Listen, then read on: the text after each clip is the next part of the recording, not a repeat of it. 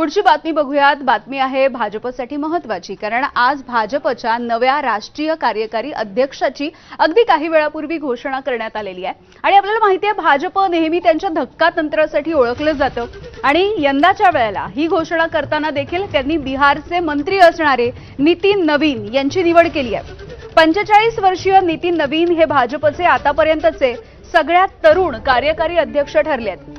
JP Nadda यांचा अध्यक्षपदाचा कार्यकाळ संपलाय, त्यामुळे नितीन नवीन भविष्यामध्ये विद्यमान 65 वर्षीय भाजप अध्यक्ष जेपी नड्डा यांची जागा घेऊ शकतात। भाजपचे राष्ट्रीय सरचिटणीस आणि मुख्यालय प्रभारी अरुण सिंह यांनी जारी केलेल्या आदेशानुसार ही नियुक्ती भारतीय जनता पक्षाच्या संसदीय मंडळाने केली आहे। बस पार्टी के कार्यकर्ताओं का परिश्रम है और मैं तो मानता हूं कि कार्यकर्ता के रूप में काम करने से पार्टी के वरिष्ठ नेता हमेशा आपको ध्यान देते हैं और मैं तो इसके लिए बस पार्टी के नेताओं के साथ और उनके साथ जो आशीर्वाद मिला है उसको आगे काम करेंगे। तर नितीन नवीन नेमके कोण आहेत त्यांचा थोडक्यात परिचय जाणून घेऊया। 23 मे 1980 चा त्यांचा जन्म आहे।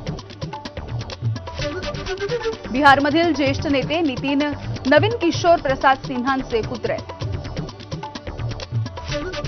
45व्या वर्षी नवीन यांच्यावरती राष्ट्रीय कार्यकारी अध्यक्षपदाची ही मोठी जबाबदारी देण्यात आली आहे। सध्या बिहार सरकारमधील नगर विकास आणि रस्ते मंत्री म्हणून त्यांच्याकडे पद आहे। पाटण्यामधील बांकीपूरमधून ते 5व्यांदा आमदार झाले। भारतीय जनता युवा मोर्चाचे महासचिव देखील ते राहिले आहेत। केंद्रीय कार्यकारिणीमध्ये राष्ट्रीय महामंत्रीपदाचा देखील त्यांचा अनुभव आहे। पूर्वोत्तर राज्यांमध्ये भाजप प्रभारी म्हणून देखील त्यांनी काम पाहिले आहे। सिक्कीममध्ये भाजपच्या विस्तारात उल्लेखनीय काम त्यांनी केलं।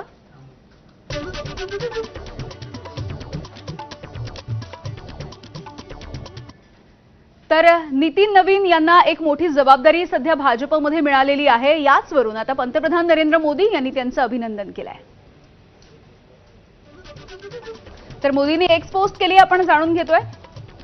नितीन नवीन यांनी स्वतःला एक मेहनती भाजप कार्यकर्ता म्हणून सिद्ध केलंय।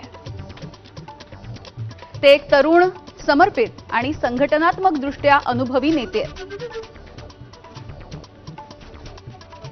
बिहारमध्ये आमदार आणि मंत्री म्हणून अनेक कार्यकाळामध्ये त्यांची प्रभावी कामगिरी राहिली आहे।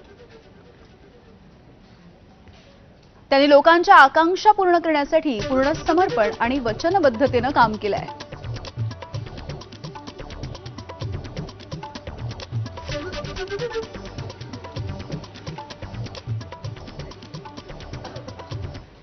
यंदाच्या निवडणुकांमध्ये सगळ्यात गाजलेला मुद्दा तो म्हणजे